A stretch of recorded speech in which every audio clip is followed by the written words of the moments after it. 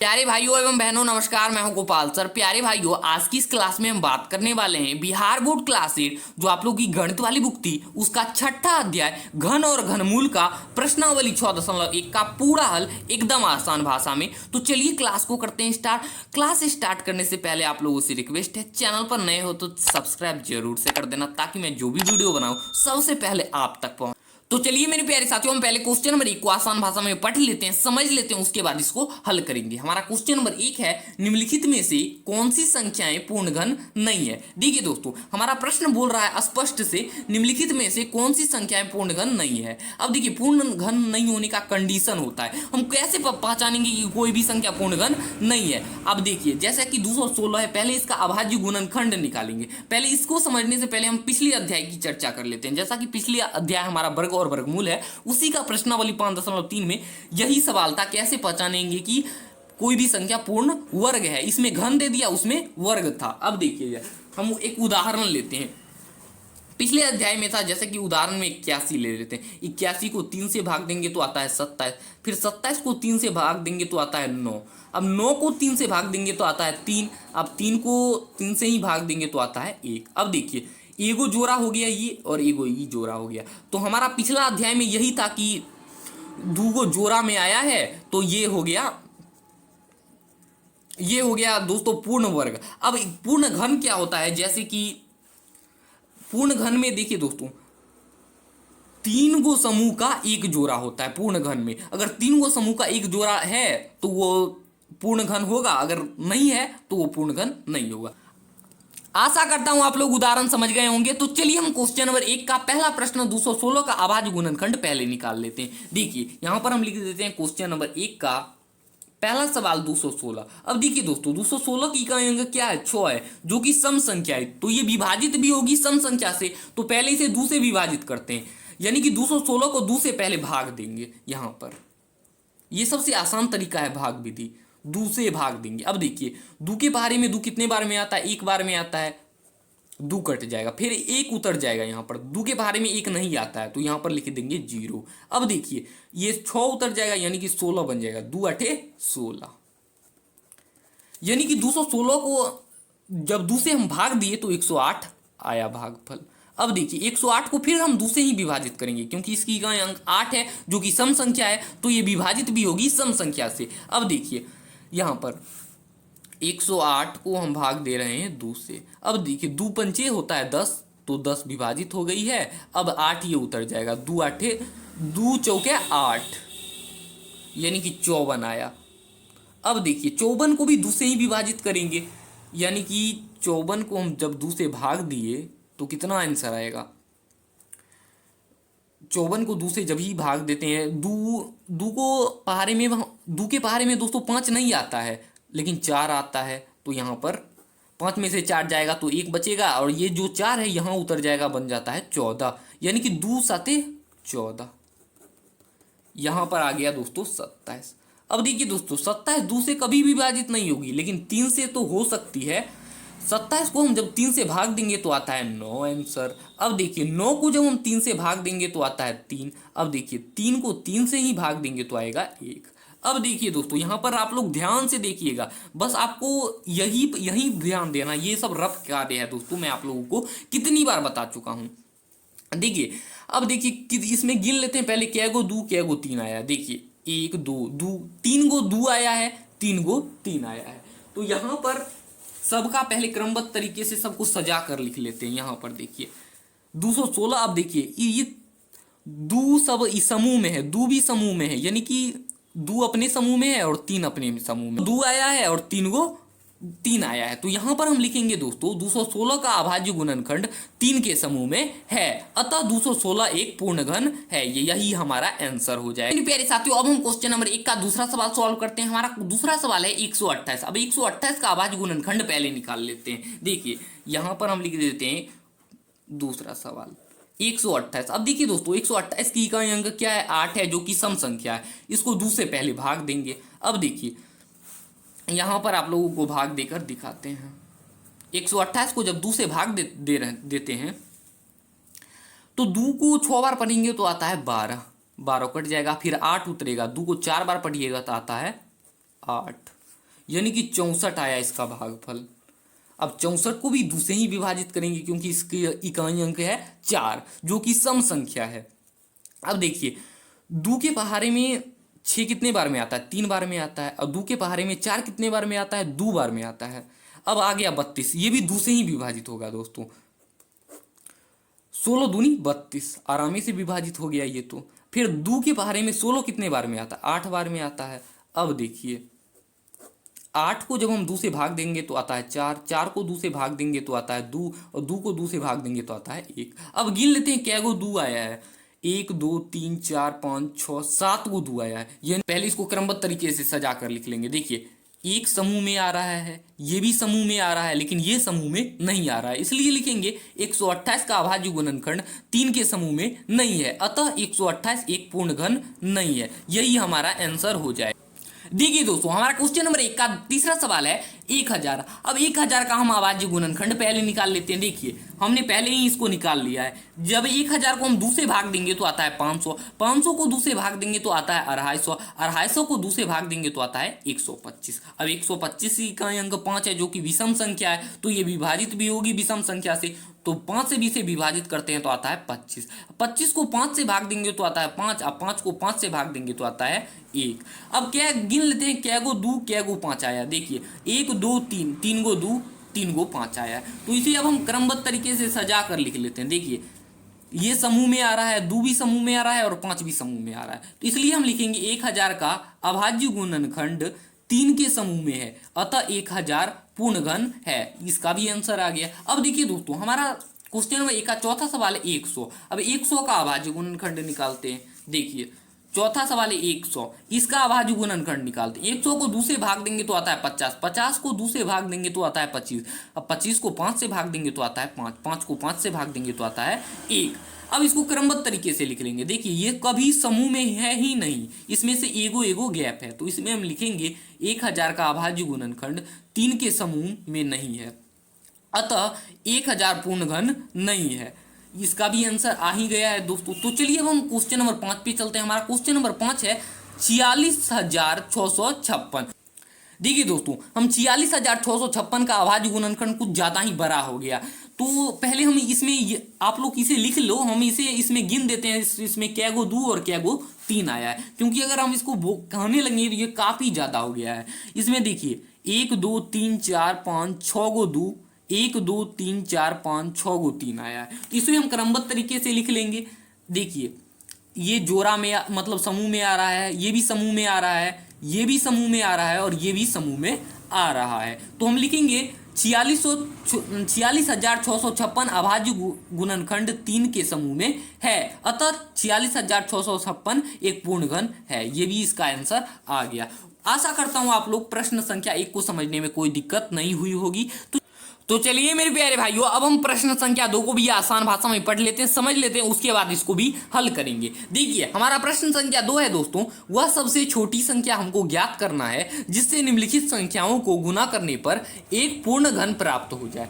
अब आप लोग इस प्रश्न को समझिएगा। ये प्रश्न बोल रहा है वह सबसे छोटी संख्या आपको ज्ञात करना है जिससे निम्नलिखित संख्या, यानी ये संख्या जो है इसको हम गुना करेंगे तो एक पूर्ण घन प्राप्त हो जाए। देखिए दोस्तों ये जो आप लोगों को प्रश्न दिख रहा है ये 5.3 में भी था, जैसे कि उसमें था, जैसे यहाँ पर है पूर्ण घन प्राप्त हो जाए, उसमें था पूर्ण वर्ग प्राप्त हो जाए, यानी कि ये प्रश्न आपको मैंने पहले भी बता चुका हूं, बस इसमें थोड़ा सा घन की बात है, उसमें वर्ग की बात है। तो चलिए इसको पहले 243 को हल करते हैं। पहले 243 का हम अभाज्य गुणनखंड निकालेंगे। देखिए क्वेश्चन नंबर 2 का हमारा पहला सवाल है 243। अब देखिए दोस्तों 243 की इकाई अंक 3 है जो कि विषम संख्या है, ये विभाजित भी होगी विषम संख्या से, तो इसे 3 से विभाजित करते हैं। 243 को जब हम 3 से भाग देते हैं तो कितना आएगा। देखिए आप लोगों को भाग देकर ही हम दिखा देते हैं। यहाँ पर 243 है, इसको हम 3 से भाग दिए, 3 को 8 बार पढ़िएगा तो आता है 24, फिर ये 3 उतर जाएगा, 3 को 1 बार पढ़ेंगे तो आता है 3, यानी कि यहाँ पर दोस्तों 81 आ जाएगा। 81 को भी 3 से ही दोस्तों भाग देंगे, क्योंकि 81 की इकाई अंक क्या है? 1 है, जो कि विषम संख्या है। 81 को जब हम 3 से दोस्तों भाग देते हैं तो कितना आएगा? 27 आएगा। यानी कि 27, आपको भाग देकर ही बता देते हैं, नहीं तो आप बोलिएगा कुछ।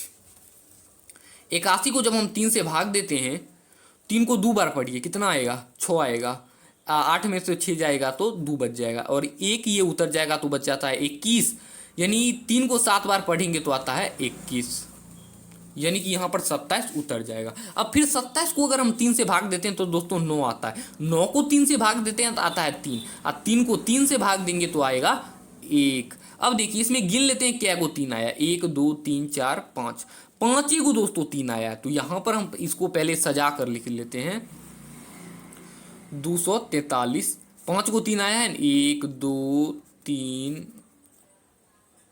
4 5, एगो 3 की कमी है, यानी कि एगो समूह में आ रहा है, एगो और आ जाएगा तो बढ़िया रहेगा। तो यहाँ पर देखिए दोस्तों हम लिखेंगे, चूंकि 243 के अभाज्य गुणनखंड में 3 के समूह में नहीं है, इसलिए 243 पूर्ण घन नहीं है। इतना तक लिख लिए। उसके बाद अतः में लिखेंगे, अतः 243 में 3 से गुना करने पर एक पूर्ण घन प्राप्त होता है। यानी कि हम 200 अगर 43 है, इसको 3 से अगर हम गुना कर देते हैं, यहाँ पर देख सकते हैं क्योंकि इसमें एक 3 की कमी है तो यहाँ पर हम एक 3 लगा देते हैं। यानी ये भी एक समूह में आ चुका है। तो यहाँ पर अतः हम 243 को 3 से गुना करेंगे तो एक पूर्ण घन प्राप्त होगा। यानी 243 को 3 से यहाँ पर हम गुना किए हैं, और यहाँ पर देखिए एगो इस समूह है और इसमें दुइएगो था तो इसमें हम एगो 3 लगा दिए। यानी कि 243 को अगर हम 3 से गुना करते हैं तो आता है 729 आंसर। आप यहाँ पर गुना करके भी देख सकते हैं।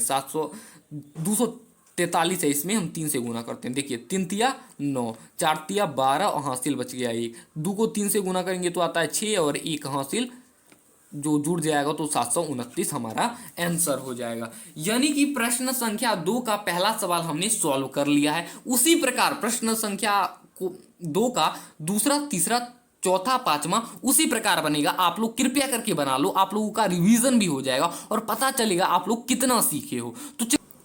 तो चलिए मेरे प्यारे साथियों, अब हम क्वेश्चन नंबर 3 को भी सॉल्व करते हैं। हमारा क्वेश्चन नंबर 3 भी बहुत आसान है, ये 2 से ही रिलेटिव है। देखिए हमारा क्वेश्चन नंबर 3 बोल रहा है, वह सबसे छोटी संख्या ज्ञात कीजिए जिससे निम्नलिखित संख्या को भाग देने पर भागफल एक पूर्ण घन प्राप्त हो जाए। ये प्रश्न भी मैं आप लोगों को बता चुका हूं, बस इसमें वर्ग लगा देंगे इस भाग देने पर। ये 5.3 में ये भी प्रश्न है, बस इसमें घन रख दिया है। देखिए बोल रहा है वह सबसे छोटी संख्या हमको ज्ञात करना है जिससे निम्नलिखित संख्या को अगर हम भाग देते हैं तो भागफल एक पूर्ण घन प्राप्त हो जाना चाहिए। पहला 81, इसका पहले अभाज्य गुणनखंड हम निकाल लेते हैं। देखिए 81 का हम अभाज्य गुणनखंड निकालते हैं। प्रश्न संख्या 3 का पहला प्रश्न 81 का अभाज्य गुणनखंड निकालते हैं। अब देखिए दोस्तों 81 में हम 3 से भाग देंगे तो कितना आएगा? 27 आएगा, क्योंकि पिछला प्रश्न में भी मैं आप लोगों को भाग देकर बता चुका हूं। अब देखिए 27 में 3 से भाग देंगे तो कितना आएगा दोस्तों? 9 आएगा। अब देखिए 9 में 3 से भाग देंगे तो आता है 3, और 3 में 3 से ही भाग देंगे तो आएगा 1। अब देखिए गिन लेंगे कितना 3 आया है, 1 2 3 4 गो 3 आया है। तो यहाँ पर हम क्रमबद्ध तरीके से इसको लिख लेंगे। एक समूह में आ रहा है और ये फालतू का है तो इसको यहाँ पर हम इसको भाग देंगे, यानी कि 3 था और 3 में हम इसको भाग देंगे। तो यहाँ पर हम लिखेंगे चूंकि 81 का अभाज्य गुणनखंड में 3 के समूह में नहीं है। देखते हैं ये फालतू का 3 दे दिया है क्योंकि ये समूह में ही नहीं है, इसलिए 81 पूर्ण घन नहीं है। इसलिए 81 हमको पूर्ण घन नहीं दिखता है क्योंकि ये समूह में ही नहीं है। अतः 81 में 3 से भाग देने पर भागफल एक पूर्ण घन प्राप्त होता है। अब देखिए 81 में हम 3 से भाग देंगे तो कितना आएगा दोस्तों? 81 में भी 3 से भाग देंगे और यहाँ पर क्या गो 3 था? 4 गो 3 था, इसमें भी 3 से भाग देंगे। अब कितना आएगा दोनों का आंसर? 81 में 3 से यहाँ पर हम दोस्तों भाग देते हैं, आएगा दोस्तों 27, क्योंकि यहाँ पर भी तो हमने भाग दिया था। तो आ जाएगा दोस्तों 27 ही हमारा आंसर हो जाएगा। बस हमारा आंसर यही होगा। करता हूं आप लोग प्रश्न संख्या 3 का पहला सवाल 81 को अच्छी तरह से समझ गए होंगे। तो उसी प्रकार प्रश्न संख्या 3 का दूसरा, तीसरा, चौथा और पांचवा बनेगा, आप लोग बना लेना। और ये प्रश्न मैं पहले भी बता चुका हूं 5.3 में, तो आपसे आसानी से बन जाना चाहिए। तो चलिए मेरे प्यारे साथियों, अब हम क्वेश्चन नंबर 4 को भी सॉल्व करते हैं। आज का अंतिम क्वेश्चन है ये हमारा। देखिए क्वेश्चन नंबर 4 है हमारा, परीक्षित प्लास्टिन का एक घनाभ बनाता है जिसकी भुजाएं 5 सेंटीमीटर, 2 सेंटीमीटर और 5 सेंटीमीटर है। एक घन बनाने के लिए ऐसे कितने घनाभों की आवश्यकता होगी? तो चलिए इसको अब हम सॉल्व करते हैं दोस्तों। देखिए यहाँ पर ध्यान से देखिए, बोल रहा है घनाभ और भुजा दे दिया 5 सेंटीमीटर, 2 सेंटीमीटर और 5 सेंटीमीटर, यानी कि घन की लंबाई इसे मान लेंगे, इसे चौड़ाई मान लेंगे और इसे ऊंचाई मान लेंगे। जब घन की लंबाई, चौड़ाई और ऊंचाई दी गई है, इसका मतलब हम आयतन तो घन का दिया गया है, तो हम घन का पहले आयतन निकालते हैं। तो चलिए यहां पर हम लिख देते हैं क्वेश्चन नंबर 4। देखिए यहां पर हमने क्वेश्चन नंबर 4 लिख दिया। अब लिखेंगे घनाभ का आयतन, हम पहले निकालते हैं क्योंकि लंबाई, चौड़ाई और ऊंचाई दी गई है। लिखेंगे घनाभ का आयतन बराबर एक सूत्र होता है, इसे लंबाई गुने चौड़ाई गुने ऊंचाई। लंबाई दोस्तों 5 सेंटीमीटर, तो यहां पर हम लिख देते हैं 5 सेंटीमीटर, चौड़ाई 2 सेंटीमीटर और ऊंचाई भी 5 सेंटीमीटर। अब देखिए दोस्तों, आप लोग ध्यान से देखिएगा, यहां पर किसी भी संख्या, कोई भी संख्या एक समूह में नहीं है, तो इसे हम पहले सजा कर लिख देते हैं समूह में, यानी कि 5 गुने 5, ये वाला 5 को इधर ले आए और 2 को उधर भेज दिए। अब देखिए दोस्तों, इसमें अभी भी बहुत सी कमी है। इसमें 1 को 5 मिलेगा तब ये समूह में आएगा, और इसमें 2 को 2 मिलेगा तब ये समूह में आएगा। तो यहां पर हम लिख देंगे इसमें क्या मिलेगा तो ये समूह में आएगा। तो 1 को 5 मिलेगा तो ये समूह में आ जाएगा, और 2 को 2 मिलेगा तो ये समूह में आ जाएगा। और इस सब का गुना कर देंगे, यानी कि 5 को 2 से गुना करेंगे तो आता है 10, और 10 को 2 से गुना करेंगे तो आएगा 20। यही हमारा आंसर हो जाएगा। और इसे हम लिख देंगे, अतः एक घन बनाने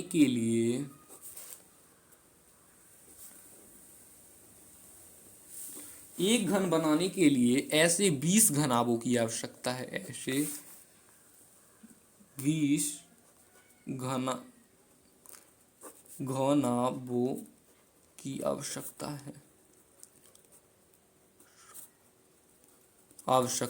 है।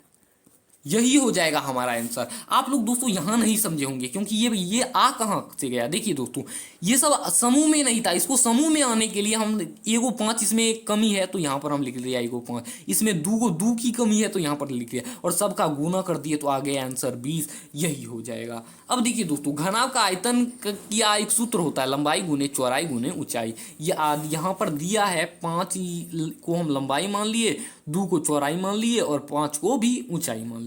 आशा करता हूं आप लोग प्रश्नावली 6.1 समझने में कोई दिक्कत नहीं हुई होगी। तो मिलेंगे अगली वीडियो में, तब तक के लिए धन्यवाद।